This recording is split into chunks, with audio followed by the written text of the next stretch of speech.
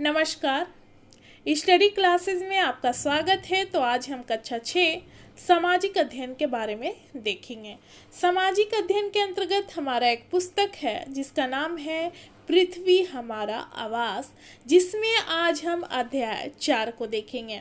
इससे पहले की वीडियो में अध्याय 3 तक हम देख चुके हैं, जिसमें आज हम अध्याय 4 को देखेंगे। अध्याय 4 का नाम है मानचित्र यानी मैप्स के बारे में यहाँ पर देखेंगे। इससे संबंधित हम प्रश्न एवं उत्तर को यहाँ पर देखेंगे।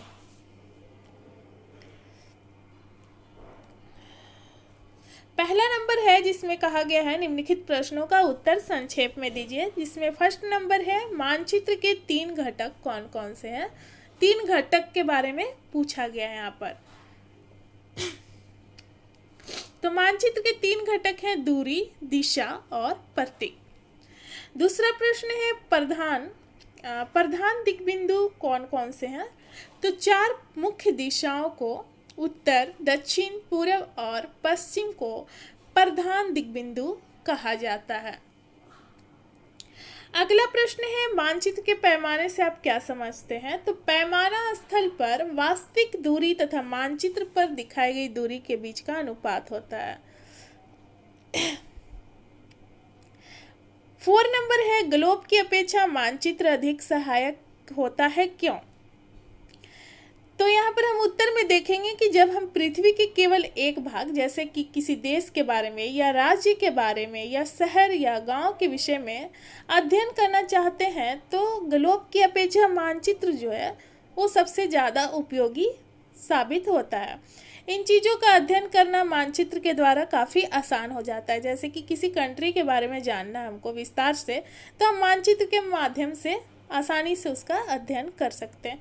या किसी स्टेट के बारे में हमें जानना है, जैसे कि राजस्थान के बारे में जानना है या झारखंड के बारे में जानना है, तो हम क्या करेंगे कि मानचित्र के माध्यम से हम आसानी से अध्ययन कर सकते हैं, जबकि ग्लोब से अध्ययन करना मुश्किल हो जाता है।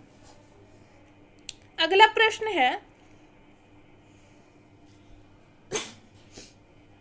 मानचित्र एवं खाका के बीच अंतर बताएं। तो इन दोनों के बीच अंतर देखेंगे, एक साइड मानचित्र और एक साइड खाका। मानचित्र में हम देखेंगे कि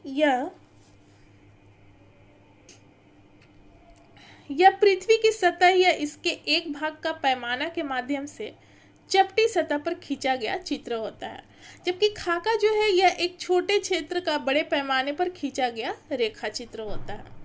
मानचित्र से बहुत ज़्यादा जानकारियाँ प्राप्त होती है, जबकि ये खाका के बारे में देखेंगे कि वे जानकारियाँ मिलती हैं जिन्हें हम कभी कभी जानना चाहते हैं। मानचित्र में देखेंगे कि इसमें रूढ़ प्रतीकों का प्रयोग किया जाता है, जबकि खाका में हम क्या देखेंगे, इसमें लंबाई एवं चौड़ाई का प्रयोग किया जाता है।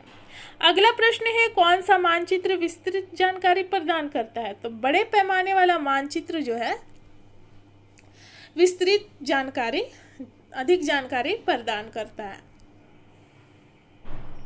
अगला प्रश्न है प्रतीक किस प्रकार मानचित्रों के अध्ययन में सहायक होते हैं। तो इसके उत्तर में देखेंगे कि किसी भी मानचित्र पर वास्तविक आकार एवं प्रकार में विभिन्न आकृति जैसे कि भवन, सड़क, पुल, वृक्ष, रेल की पटरी इत्यादि को दिखाना संभव नहीं होता।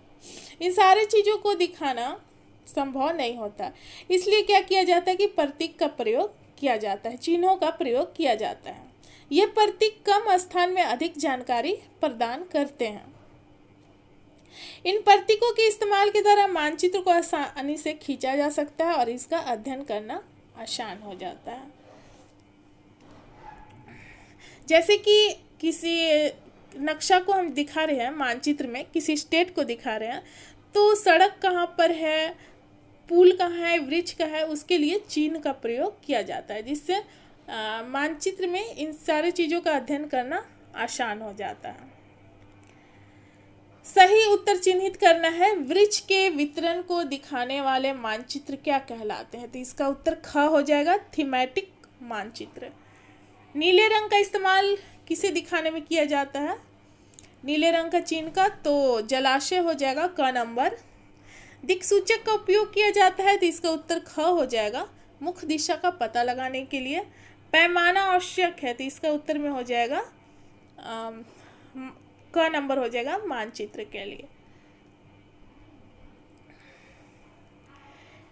ये प्रश्न है, अपनी कक्षा के कमरे का रेखा चित्र खींचे तथा उस कमरे में रखे सामान जैसे शिक्षक की मेज, ब्लैक बोर्ड, डेस्क, दरवाजा तथा खिड़कियां को दिखाएं। तो विद्यार्थी इसे स्वयं करेंगे, खुद करेंगे। दूसरा प्रश्न है, अपने स्कूल का एक रेखा चित्र खींचे एवं निम्नलिखित को दर्शाएं। जैसे प्रधानाध्यापक का कमरा, अपने वर्ग का कमरा, क्लास का कमरा, खेल का मैदान, पुस्तकालय, कुछ बड़े पेड़ और पीने के पानी का स्थल। तो ये जो है रेखा चित्र खींचने के लिए कहा गया है। और इन सारी चीज़ को स्कूल का रेखा चित्र खींचकर इन सारी चीज़ों को दर्शाने के लिए कहा गया है। जैसे कि प्रधानाध्यापक का कमरा कहाँ पर है, अपना क्लासरूम कहाँ है, खेल का मैदान किस साइड है। तो ये काम भी विद्यार्थी खुद करेंगे, स्वयं करेंगे। तो यहाँ पर हमारा वीडियो समाप्त होता है। मिलते हैं अगले वीडियो में। धन्यवाद।